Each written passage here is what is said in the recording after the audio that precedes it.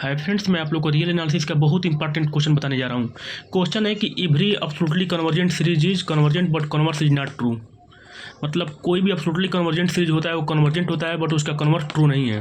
तो मैं absolutely convergent series का आपको डिफिनेशन बता देता हूँ। देखिए, एब्सोल्युटली कन्वर्जेंट सीरीज ये कहता है कि let summation n equal to 1 to infinity an be a series of real number. मतलब कोई भी आपको सीरीज दिया होगा रियल नंबर का, if summation n equal to 1 to infinity modulus of an is convergent then the series summation n equal to 1 to infinity an is absolutely convergent. मतलब आपको किसी भी सीरीज को एब्सोल्युटली कन्वर्जेंट प्रूव करना है तो उसके मॉडुलस को, उसके पॉजिटिव टर्म को आप कन्वर्जेंट प्रूव कर देंगे तो सीरीज एब्सोल्युटली कन्वर्जेंट हो जाएगी। मतलब आपको बोल दिया जाएगा summation n equal to 1 to infinity an is absolutely convergent, मतलब आपको summation n equal to 1 to infinity modulus of an is convergent prove करना होगा। ठीक, तो मैं इसके बेस पे क्वेश्चन बताता हूँ कि every absolutely convergent series is convergent but converse is not true. देखिए, तो प्रूफ में लेके चलेंगे एब्सोल्युटली कन्वर्जेंट, हमको प्रूफ करना है कन्वर्जेंट। तो प्रूफ में let summation n equal to 1 to infinity an is absolutely convergent. मतलब आपको दिया है कि every absolutely convergent series is convergent, मतलब आपको एब्सोल्युटली कन्वर्जेंट सीरीज दिया है, आपको कन्वर्जेंट प्रूव करना है। तो देखिए, लेट में मैं क्या किया हूँ कि summation n equal to 1 to infinity an is absolutely convergent. जब कोई सीरीज एब्सोल्युटली कन्वर्जेंट होता है उसका मतलब क्या हुआ, उसका मॉडुलस में कन्वर्जेंट है। यहाँ से देखिए, this implies that summation n equal to 1 to infinity modulus of an is convergent. तो कोई भी सीरीज अगर कन्वर्जेंट होती है, कोई भी इन्फिनिट सीरीज कन्वर्जेंट होती है तो उसका nth पार्शियल सम भी कन्वर्जेंट होता है। ठीक, तो मैं उसका nth, इस सीरीज का nth पार्शियल सम ले लिया हूँ। तो Sn मतलब n टर्म को ऐड करना। nth पार्शियल सम का मतलब होता है n टर्म को ऐड कर देने की प्रक्रिया को ही nth पार्शियल सम बोलते हैं। तो हम Sn निकाल रहे हैं। Sn equal to summation k equal to 1 to n। कितने टर्म है, n टर्म है। देखिए यहाँ n है तो मैं यहाँ n लिया हूँ। यहाँ कुछ भी आप वेरी करा सकते हैं, p k l कुछ भी ले सकते हैं।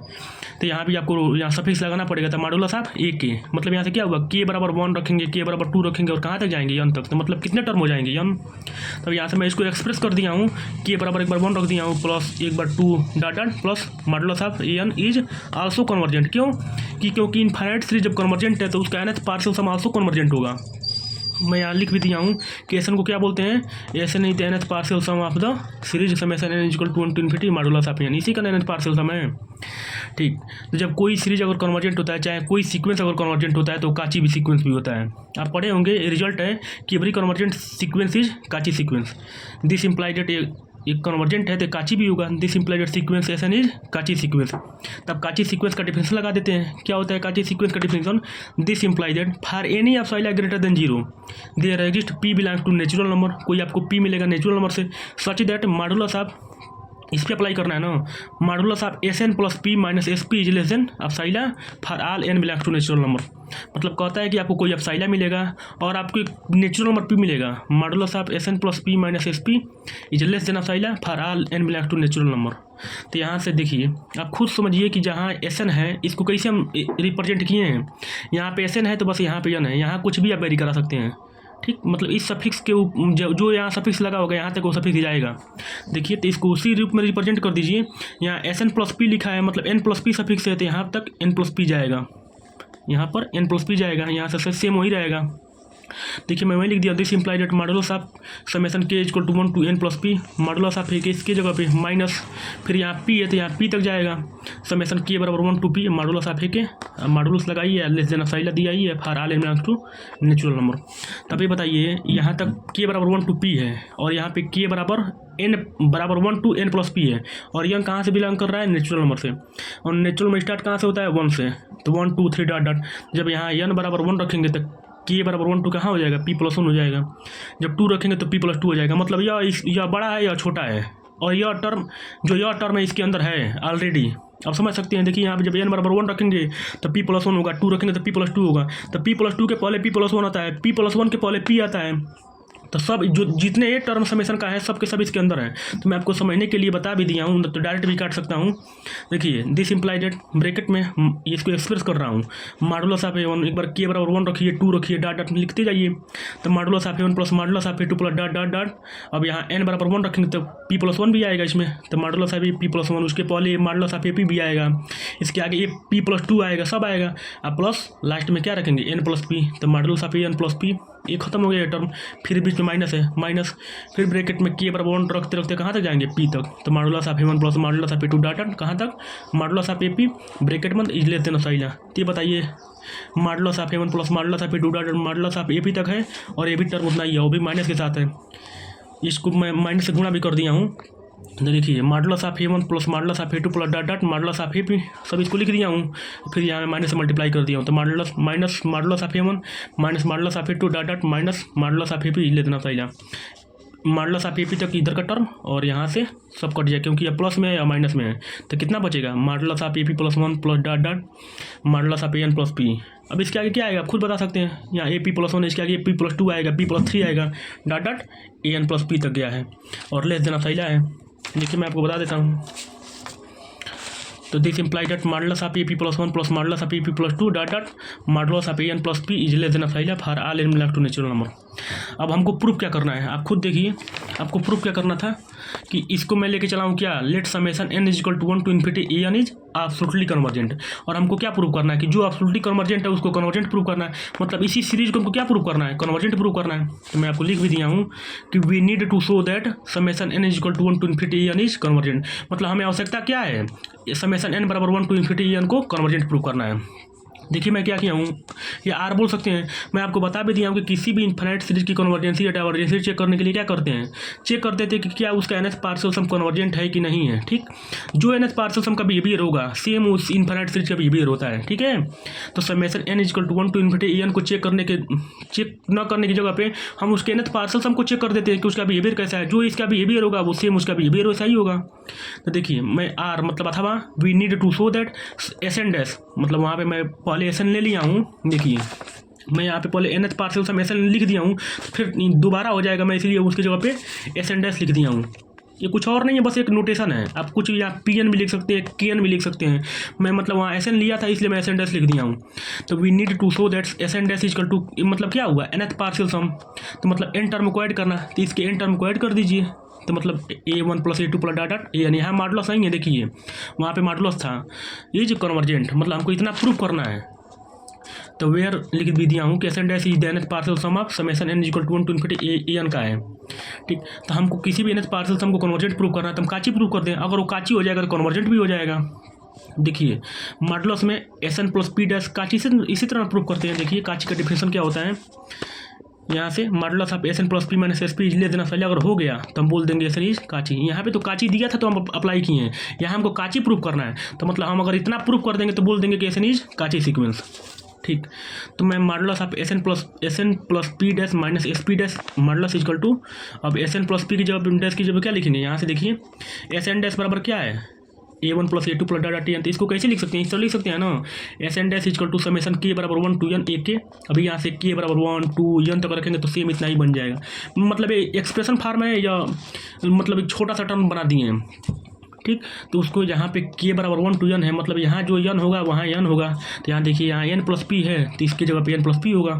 देखिए मैं इसके सेम इसकी जगह पे अप्लाई करता हूँ, तो इक्वल टू मॉडुलस में समेशन K बराबर 1 to N plus P AK minus, और जहाँ P है तो यहाँ P हो जाएगा, समेशन K बराबर 1 टू P AK अब मॉडुलस बंद, यहाँ लेस देन पहले नहीं लगेगा क्योंकि हमको प्रूव करना है, वहाँ दिया था, तो इसको एक्सप्रेस कीजिए, सेम वैसा ही है, कट भी जाएगा, equal to modulus of A1 plus modulus of A2 dot dot AP, क्योंकि देखिए n बराबर नेचुरल नंबर है तो n बराबर 1 होगा 2 होगा, तो इसके पहले सब टर्म इसके अंदर आएंगे, मतलब यार जितना टर्म समेशन का है सब इसके अंदर इंक्लूड है, तो A प्लस AP आएगा plus AP plus 1 dot dot AN plus P, या फिर बीच में माइनस है, फिर इसको एक्सप्रेस कर देंगे तो minus A1 minus A2 dot dot minus AP तक जाएगा, मॉडुलस बंद। यहाँ ले देना सारे नहीं लगेगा क्योंकि हमको प्रूव कर रहे हैं, वो वहाँ दिया था, देखिए यहाँ आपको पहले दिया था कि SN इज काची सीक्वेंस, तो हम उसको अप्लाई किए ले देना पहले से, यहाँ पे प्रूव करना है। देखिए तो A1 A2 dot dot AP पूरा टर्म कट जाएंगे, तो कितना बचेगा, यहाँ से बचेगा AP plus 1 plus AP plus 2 dot dot AN plus P तक बचेगा, तो इक्वल टू मॉडुलस हम AP plus 1 plus AP plus 2 dot dot AN plus P, तो क्या कर दिए हैं, is less than equal to modulus of AP plus 1 plus modulus of AP plus 2 dot dot modulus of AN plus P। मैं ऐसा क्या किया हूँ कि आप फार्मूला पढ़े हैं कि modulus of A plus B is less than equal to modulus of A plus modulus of B, मतलब जब मॉडुलस को हर टर्म पे लगाते हैं तो less than equal to sign बन जाता है। तो बताइए मान लीजिए कि n टर्म है, यहाँ पे 2 टर्म दिख रहा है तो आपको दिख गया है। यहाँ पे एन टर्म है तो एन टर्म की जगह पे लेस देन लगा करके सबकी जगह मॉडुलस लगा देंगे। तो मॉडुलस से मान लीजिए A plus B plus C plus D dot dot dot N P plus E है, तो जब लेस देन लगाएंगे तो सबकी जगह पे मॉडुलस लगा देंगे और बीच में प्लस लगा दिए जाएंगे और लेस देन का साइन लगा देंगे। तो वहीं लगा दिया हूँ और मैं यहाँ से रिजल्ट प्राप्त किया हूँ पहले का। देखिए यहाँ पे पहले से मैं जब अप्लाई करके निकाला था उस यहाँ पे तो A P plus one modulus में P plus one plus modulus of A P plus two dot dot modulus में N plus P is less than of हमको मिल गया था। मतलब जब मैं यहाँ से लेकर चला हूँ, देखिए मैं इसको लेकर चला हूँ तो कट के यहाँ से इतना आया है पहले मॉडुलस में P plus one plus modulus में P plus two dot dot modulus में N plus P is less than of for all N belong to natural number. देखिए इतना आ भी गया लास्ट में, तो इसके जगह पे लिख सकते हैं ना लेस देन ऑफ यहाँ से इसकी जगह पे लेस देन ऑफ लिख सकते हैं। देखिए तो यहाँ पे इतना आ गया है तो इसकी जगह पे less than of for all N belong to natural number. ठीक, तो हम किसको लेके चले थे, यहाँ से इसको लेके चले थे मॉडुलस में S N plus P dash minus S P dash is less than of आ गया। तो यहाँ से लिख देंगे मॉडुलस में S N plus P dash minus S P dash is less than of for all N belong to natural number. तो जब इतना हो जाता है तो क्या बोलते हैं, this imply that S n dash is Cauchy sequence. जब काची सीक्वेंस होगा तो कन्वर्जेंट भी होगा, तो this imply that S n dash is convergent, क्योंकि काची सीक्वेंस हमेशा कन्वर्जेंट होता है और कन्वर्जेंट हमेशा काची होता है। तो S n dash is convergent. जब किसी सीरीज का nth पार्शियल सम कन्वर्जेंट करता है, एस एन डैश क्या है, nth partial sum of the किस सीरीज का है। देखिए यहाँ से पढ़ लीजिए, S n dash is the nth partial sum of summation n equal to 1 to infinity n. और आपको पता होगा कि जब कोई भी nth पार्शियल सम कन्वर्जेंट करता है तो उसका सीरीज भी कन्वर्जेंट करता है। तो यह किसका सीरीज है, summation n equal to 1 to infinity n is also convergent. तो मैं क्या प्रूव कर दिया, इसको एब्सोल्युटली कन्वर्जेंट लेके चला था और यहाँ पे कन्वर्जेंट प्रूव कर दिया, प्रूव हो गया। और कन्वर्स इज नॉट ट्रू। तो कन्वर्स में क्या करना है, जब कन्वर्स नॉट ट्रू है तो एग्जाम्पल देना पड़ेगा आपको।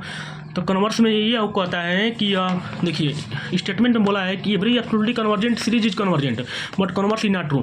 मतलब कहने का मतलब कोई भी एब्सोल्युटली कन्वर्जेंट सीरीज है वो कन्वर्जेंट होगा, लेकिन कोई कन्वर्जेंट सीरीज एब्सोल्युटली कन्वर्जेंट नहीं होगा, जरूरी नहीं है कि हो जाए।